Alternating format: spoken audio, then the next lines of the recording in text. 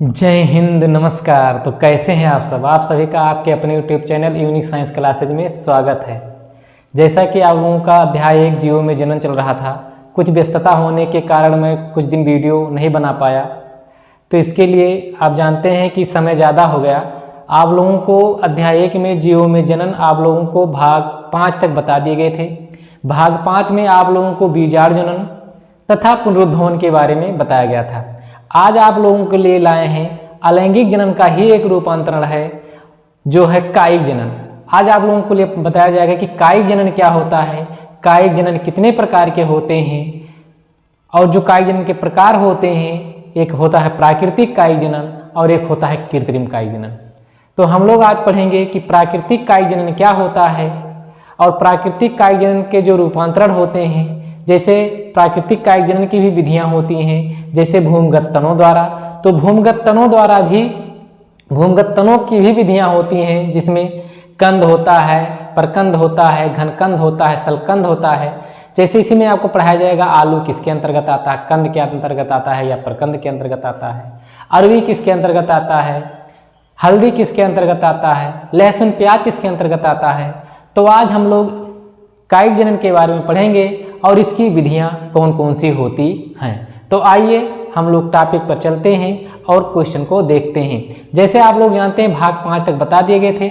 आज आप लोगों के लिए लाए हैं अध्याय 1 जीवों में जनन रिप्रोडक्शन ऑर्गेनिज्म में भाग 6 लाए हैं। क्या लाए हैं? भाग 6। भाग 6 आप देख रहे हैं कि यहाँ पर पौधों में अलैंगिक जनन क्या है। पौधों में अलैंगिक जनन, पौधों में अलैंगिक जनन को कायिक जनन या कायिक प्रवर्धन कहते हैं। जो अलैंगिक जनन का है ये क्या रूपांतरण है, कायिक जनन, वेजिटेटिव प्रोपेगेशन या वेजिटेटिव रिप्रोडक्शन। तो अलैंगिक जनन को ही क्या कहा जाता है? कायिक जनन या कायिक प्रवर्धन कहा जाता है। तो अलैंगिक जनन को कायिक जनन या कायिक प्रवर्धन कहते हैं। अब आप देखेंगे कि जो कायिक जनन होता है या वेजिटेटिव रिप्रोडक्शन होता है या कायिक प्रवर्धन होता है, इसके आप जानते हैं कायिक प्रवर्धन का मतलब ही होता है कि जो पौधा होता है उसके किसी भी भाग द्वारा, जैसे जड़, तना, पत्ती द्वारा नए पौधे का बनना क्या कहलाता है? कायिक जनन कहलाता है। लेकिन कायिक जनन जो होता है ये 2 प्रकार के होते हैं, प्राकृतिक कायिक जनन और कृत्रिम कायिक जनन। जो प्राकृतिक कायिक जनन होता है ये अनुकूल परिस्थितियों में प्राकृतिक रूप से ही नए पौधे का क्या करता है? निर्माण करता है। तो देखेंगे कि कायिक जनन मात्र पौधे के कायिक भाग द्वारा जड़, तना, पत्ती नए पौधे का बनना कायिक जनन कहलाता है। यानी मात्र पौधे के कायिक भाग द्वारा नए पौधे का बनना कायिक जनन कहलाता है। तो आप लोग समझ गए होंगे कि मात्र पौधे के कायिक भाग द्वारा नए पौधे का बनना ही क्या कहलाता है? कायिक जनन कहलाता है। अब आप लोग जानते हैं कि जो कायिक जनन होता है, कायिक जनन के कितने प्रकार होते हैं। तो आप जानते हैं कायिक जनन के 2 प्रकार होते हैं। एक होता है प्राकृतिक कायिक जनन या प्राकृतिक कायिक प्रवर्धन, नेचुरल वेजिटेटिव प्रोपेगेशन, और दूसरा है कृत्रिम कायिक प्रवर्धन। क्या है? कृत्रिम कायिक प्रवर्धन, आर्टिफिशियल वेजिटेटिव प्रोपेगेशन।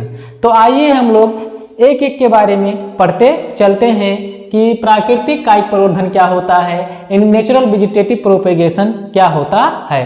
तो आइए देखते हैं कि वेजिटेटिव प्रोपेगेशन यानी कायिक प्रवर्धन क्या होता है। बहुत से द्विवर्षीय तथा बहुवर्षीय पादपों का कोई अंग, चाहे जड़ हो, चाहे तना हो, चाहे पत्ती हो, कोई अंग अथवा रूपांतरित भाग प्राकृतिक रूप से मात्र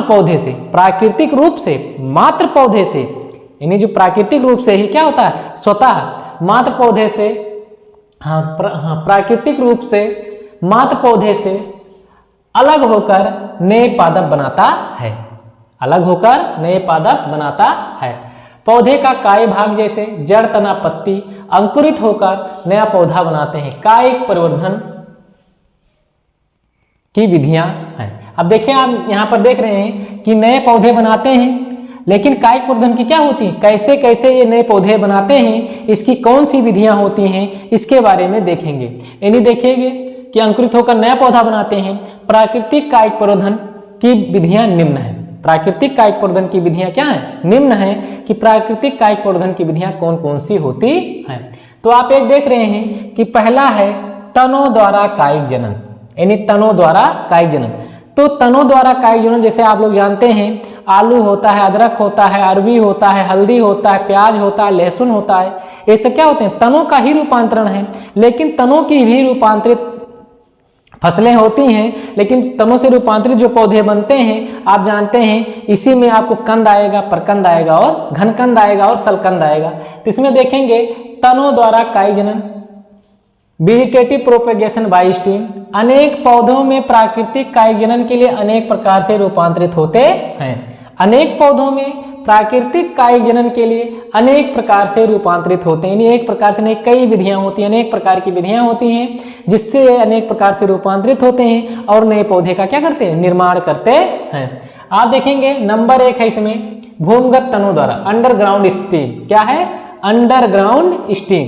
तो अंडरग्राउंड स्टीम में देखेंगे तनों का कुछ भाग, तने का कुछ भाग भूमिगत वृद्धि करता है और भोजन संग्रह करने वाले अंग के रूप में रूपांतरित हो जाता है।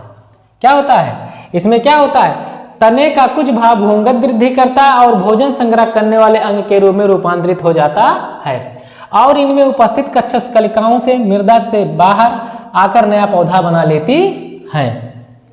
जैसे आप देखते हैं कि भूमिगत तनों के कुछ उदाहरण हैं, उदाहरण में नंबर 1 आपका क्या है, कंद है। क्या है, कंद। तो कंद का उदाहरण क्या होता है, आलू होता है। क्या होता है, कंद का उदाहरण आलू होता है। तो आलू में देखते हैं कि जो आलू होते हैं, आप देख रहे हैं, यह मान लीजिए आलू है। क्या है, आलू है। और आलू में क्या होती हैं, कक्षस्थ कलिकाएं, जिसे गांव की भाषा में आप इसे आंख भी खोलते हैं। और ये जो आंख होती हैं ये क्या होती हैं, सल्क पत्रों से क्या होती, ढकी होती हैं। और ये अनुकूल परिस्थिति आने पर ये जो कक्षस्थ कलिकाएं होती हैं ये अंकुरित होकर नया पादप बना लेती हैं। ये अंकुरित होकर नया पादप बना लेती हैं। ठीक है, तो इसमें देखेंगे कंद का उदाहरण आलू है। आलू पर पाई जाने वाली आंख, यानी ये आलू है और आलू पर पाई जाने वाली ये आंख है। आलू पर पाई जाने वाली आंख में कक्षस्थ कलिका सल्क पत्रों से क्या होती है, ढकी होती है। जो इसकी कक्षस्थ कलिका होती है सल्क पत्रों से ढकी होती है, ढकी रहती है। प्रत्येक कलिका अनुकूल समय में अंकुरित होकर नया पौधा बना लेती है। और ये प्रत्येक कलिका जो होती है अंकुरित होकर नए पौधे का क्या कर लेती है, निर्माण कर लेती है। इसी में आपका भूमिगत तने का दूसरा है उदाहरण परकंद। परकंद आप देखेंगे राइजोम, ये भूमिगत तना मृदा के भीतर समांतर अथवा क्षैतिज, जैसे मृदा के भीतर क्या होता है, जैसे मान लीजिए मृदा है और मृदा में इसमें आप लोगों को ये हम लगा दिए गए हैं। तो इसमें परकंद में क्या होता है, आप लोग जानते हैं इसके अंतर्गत अदरक अरुई आता है। तो अदरक जो होता है भूमिगत, यानी भूमिगत के नीचे ही ऐसे वृद्धि करता है, ऊर्ध्व वृद्धि नहीं करता, ऊर्ध्व वृद्धि नहीं करता, यानी क्षैतिज या समांतर वृद्धि करता है। तो क्षैतिज या समांतर वृद्धि करता है और जितनी भी पर्णसंधियां क्या होती हैं, सल्क पत्रों से ढकी रहती हैं, जिनमें कक्षस्थ कलिकाएं मिलती हैं। इन कक्षस्थ कलिकाओं से नए पौधे निकलते हैं, जैसे अदरक और हल्दी। अगला है इसी का रूपांतरण घनकंद क्रोम। ये भूमिगत तना मृदा के ऊर्ध्व वृद्धि करता है। कैसा करता है, मृदा के ऊर्ध्व वृद्धि करता है। इसमें पर्णसंधियां सल्क पत्रों से ढकी रहती हैं, जिससे नया पौधा बनाता है, जैसे अरवी है, जिमीकंद है, वंडा है। अब देखिए ये सल्क पत्रों से ढकी होती है, जैसे अरवी हम लोग लगा देते हैं और ये क्या होता है, अंकुरित होकर नया पौधा बनाता है। तो क्या करता है, ऊर्ध्व वृद्धि करता है। इसे क्या कर, जितनी भी इसके बड सेल निकलेंगे वो क्या करें, ऊर्ध्व वृद्धि ऐसे करेंगे। तो क्या करता है, ये ऊर्ध्व वृद्धि करता है। यहाँ पर आप देख रहे हैं कि भूमिगत तना ऊर्ध्व वृद्धि करता है और सल्क पत्रों से ढकी रहती है, जिससे नया पौधा बनता है, अरुई, जिमीकंद, वंडा। इसी का रूपांतरण अगला है सल्ककंद। सल्ककंद का मतलब होता है जो सल्क पत्रों से क्या हो, ढके हों। तो इसमें देखेंगे इनमें सल्ककंद द्वारा कायिक जनन होता है। इनमें तना छोटा होता है तथा तना के चारों ओर रसीले गूदेदार सल्क पत्र मिलते हैं। सल्क पत्रों से में पानी के कक्ष में कक्षस्थ कलिकाएं होती हैं जो नए पादप को जन्म देती हैं, जैसे लहसुन, प्याज, रजनीगंधा। आप लहसुन प्याज देखते हैं सल्क पत्र पाया जाता है, लेकिन सल्क पत्र के अंदर क्या होते हैं, फले गूदेदार होती हैं और वो तना गूदेदार होता है और गूदेदार में होने के साथ साथ उसमें जल भी पाए जाते हैं। और ये क्या होता है, अनुकूल परिस्थिति आने पर ये नए पौधे का क्या करते हैं, निर्माण करते हैं, नए पौधे को जन्म देते हैं, जैसे लहसुन, प्याज, रजनीगंधा। आप लोग इसका स्क्रीनशॉट ले लीजिए। अब आप लोगों का आज के वीडियो में बस इतना ही। आप लोगों को अगले वीडियो में बताया जाएगा अर्धवायवीय तना क्या होता है, इसमें पौधे का निर्माण कैसे होता है और उसके बाद पत्ती द्वारा कैसे होता है पौधे का निर्माण। तो आप लोग इसका स्क्रीनशॉट ले ही लिए हैं। Thank you so much.